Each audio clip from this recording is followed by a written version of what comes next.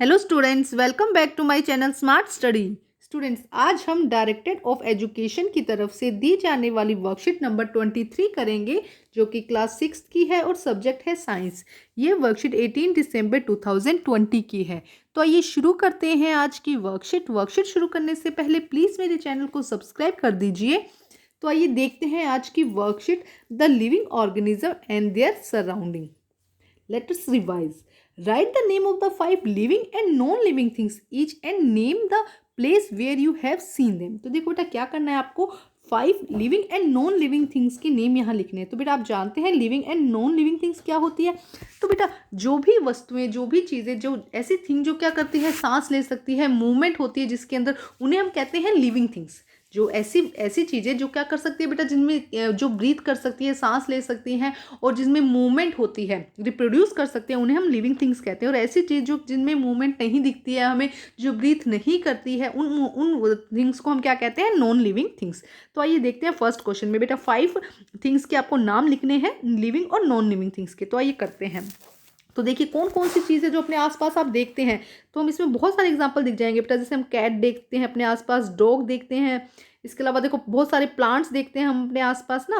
तो आपको किन्हीं भी 5 थिंग्स का बेटा यहाँ पर एग्जांपल देना है। काऊ हो जाएगा, ठीक है, ह्यूमन हो जाएगा, आपके आसपास में बहुत सारे लोग दिखाई देते हैं ना आपको, तो ह्यूमन हो जाएगा। तो ये कहाँ दिखाई देते हैं आपको, आप इसको लिख सकते हैं कि आपके होम में दिखाई देते हैं, आपके घर में दिखाई देते हैं ना। तो देखो डॉग भी हो सकता है, प्लांट भी हो सकता है, काऊ भी हो सकता है, और होम, ये जो ह्यूमन है, ये सब आपको अपने घर के आसपास में ही दिखाई देते हैं, ठीक है।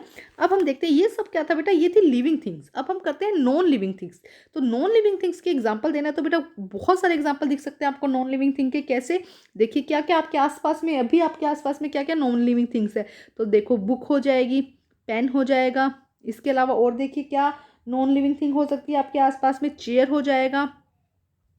इसके अलावा और सोचिए बेटा ऐसी कौन सी थिंग है, जैसे कि फ़ोन, अभी आप फ़ोन में पढ़ रहे हैं तो फ़ोन भी क्या है, एक non living thing.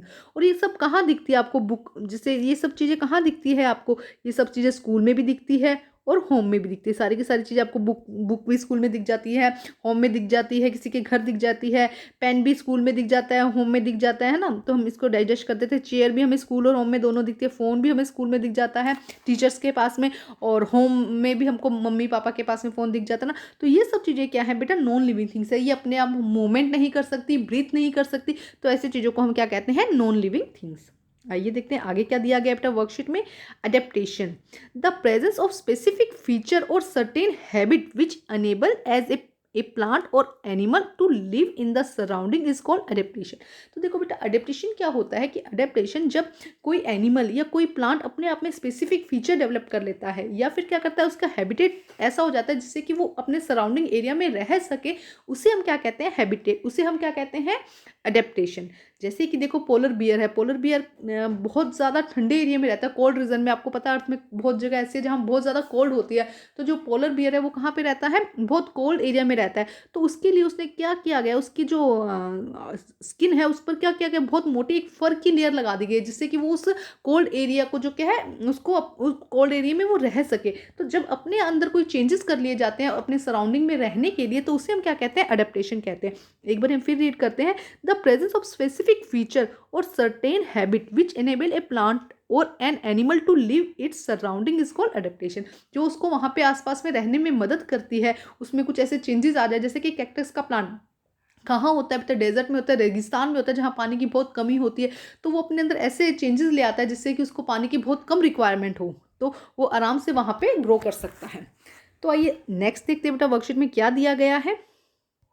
Habitat, the surrounding where organism live is called a habitat. तो ऐसी जगह जहाँ पे, ऐसा सराउंडिंग जहाँ पे एनिमल रहता है, उसे हम क्या कहते हैं, उसे हम क्या कहते हैं, हैबिटेट। तो देखो the surrounding where organism live is called a habitat. ऐसी सराउंडिंग, उसके आसपास का वो एरिया जिस जहाँ पे जो ऑर्गेनिज्म है वो रहता है, उसे हम क्या कहते हैं, हैबिटेट कहते हैं। तो हैबिटेट 3 टाइप के होते हैं बेटा, aquatic habitat, terrestrial habitat and aerial habitat. तो आइए सब देखते हैं टेरिस्ट्रियल एनिमल, टेरिस्ट्रियल हैबिटेट। तो देखिए terrestrial habitat, it is form of plant and animal that live on land. Terrestrial habitat क्या हो जाएगा बेटा, ऐसा हैबिटेट जहाँ, जो कहाँ है, ऐसे एनिमल जो कहाँ रहते हैं, लैंड पर रहते हैं। टेरिस्ट्रियल क्या हो जाएगा, ऐसे एनिमल जो कहाँ रहते हैं, लैंड पर रहते हैं, उन्हें हम टेरिस्ट्रियल एनिमल कहते हैं। और ऐसे हैबिटेट को हम क्या कहते हैं, टेरिस्ट्रियल हैबिटेट। देखो समझना जरूरी है, जितने भी एनिमल हैं जो लैंड पर रहते हैं उन्हें हम कहते हैं टेरेस्ट्रियल एनिमल, और उनका हैबिटेट क्या हो जाएगा, terrestrial habitat. It is form of plant and animal that live on land. जो भी एनिमल, प्लांट हो चाहे एनिमल हो, कहाँ पर रहता है, लैंड पर रहता है, तो वो क्या हो जाता है, टेरेस्ट्रियल हैबिटेट। आगे देखिए क्वेश्चन दिया गया है बेटा, right the name of the to terrestrial organism. आपको टू टेरेस्ट्रियल ऑर्गेनिज्म के नेम लिखने, कोई भी टू, तो आप लिख सकते हैं काउ, आप लिख सकते हैं प्लांट, इसके अलावा आप डॉग लिख दीजिए, है ना, कोई भी टू लिखने हैं। इसके अलावा कैट लिख दीजिए, है ना, अपने आसपास सराउंडिंग लिख दीजिए, चाहे तो टाइगर लिख दीजिए, है ना, प्लांट लिख दीजिए, ट्री लिख दीजिए, तो ये सब क्या हो जाएंगे, हमारे टेरेस्ट्रियल ऑर्गेनिज्म। आइए अब हम करते हैं एक्वेटिक हैबिटेट।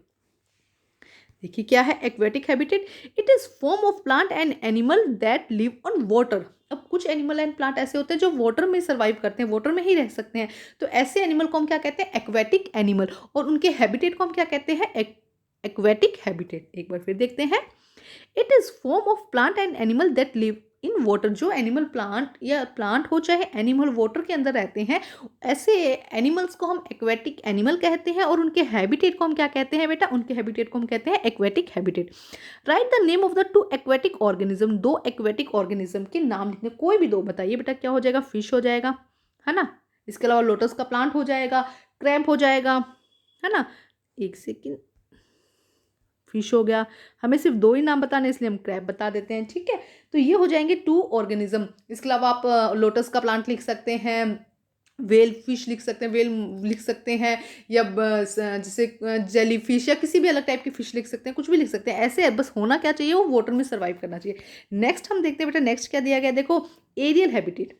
अब देखो एरियल हैबिटेट क्या होता है बेटा, it is a form of plant and animal that can do their activity on their aerial environment. तो ऐसे एनिमल जो कहाँ रहते हैं, जिन जो जो अपनी एक्टिविटी कहाँ शो करते हैं, एरियल मतलब हवा में वो उड़ते हैं। स्पेशली हम ऐसे कह सकते हैं कि ऐसे एनिमल जो उड़ते हैं, जिनकी एक्टिविटी कहाँ होती है, एयर में होती है इनकी एक्टिविटी, उन्हें हम क्या कहते हैं, एरियल एरियल, हम उन्हें क्या कहते हैं, एरियल एनिमल कहते हैं, और उनके हैबिटेट को हम क्या कहते हैं, एरियल हैबिटेट। तो एक बार फिर रीड करते हैं, it is form of plant and animal that can do their activity on the aerial environment. जो एरियल एनवायरनमेंट पे अपनी एक्टिविटी करते हैं उन्हें हम एरियल हैबिटेट, एरियल एनिमल कहते हैं, और ऐसे हैबिटेट को हम क्या कहते हैं, एरियल हैबिटेट। आइए एग्जाम्पल देखिए, right the name of the two aerial organism. किन्हीं भी टू एरियल ऑर्गेनिज्म को आपका एग्जाम्पल देना, तो कोई भी बेटा, कोई भी एनिमल लिख सकते हैं, कोई भी आप बर्ड लिख दीजिए, सारे क्या होते हैं, एरियल ही होंगे ना, एरियल हैबिटेट वाले ही होंगे। जैसे कि हमने लिख दिया क्रो, इसके अलावा हम लिख सकते हैं पिजन लिख दीजिए, है ना, तो कोई भी ऐसे ऑर्गेनिज्म आप यहाँ पर लिख सकते हैं। और इसके अलावा स्पैरो लिख दीजिए, है ना, हम स्पैरो लिख देते हैं, तो कोई भी लिख सकते हैं बेटा आप इस यहाँ पे। आप इसके अलावा पैरट लिख सकते हैं, पिकॉक लिख सकते हैं, तो ये सब क्या हो जाएंगे, हमारे एरियल एनिमल, ठीक है। आइए नेक्स्ट देखते हैं क्या दिया गया है।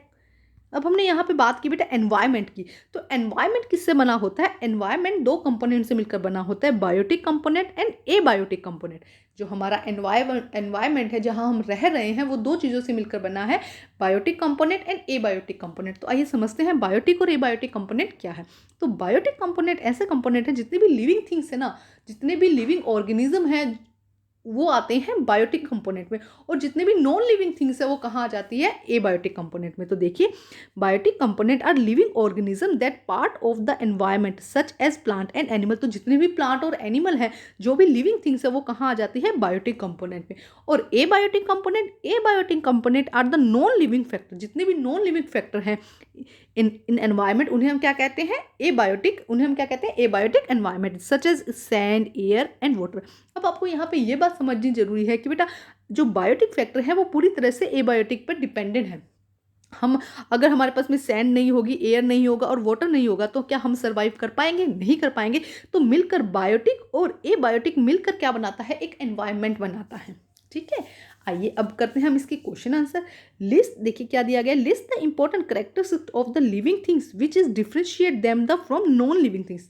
तो लिविंग थिंग्स और नॉन लिविंग थिंग्स के कुछ मेन फीचर्स बताइए, जो क्या करते हैं, उनको डिफरेंशिएट करते हैं कि ये लिविंग थिंग है और ये नॉन लिविंग थिंग है। तो बेटा सोचिए क्या हो सकते हैं ऐसे। तो देखिए बहुत ईजी है, ब्रीथ कर सकते हैं, मूव कर सकते हैं जो लिविंग थिंग है, बट जो नॉन लिविंग थिंग है ना वो ब्रीथ कर सकती है ना वो मूव कर सकती है। तो आइए करते हैं इसका आंसर हम।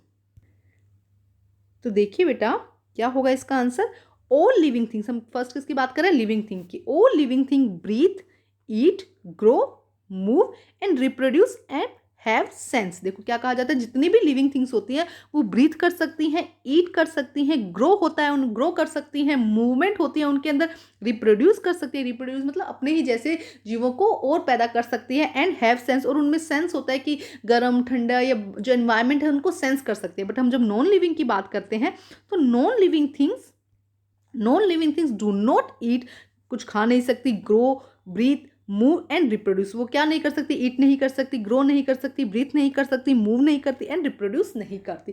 तो ये है living and non living things के डिफ्रेंशिएशन। तो इनको इस तरह से डिफ्रेंशिएट करना है। तो आप चाहे तो इस तरफ एक तरफ लिविंग थिंग और एक तरफ नॉन लिविंग थिंग लिख कर भी इसको आंसर कर सकते हैं। तो बेटा आज की वर्कशीट कंप्लीट होती है। वर्कशीट कंप्लीट करके अपने टीचर से चेक कराइए और प्लीज़ मेरे चैनल को लाइक कीजिए, सब्सक्राइब कीजिए और शेयर कीजिए। Thank you.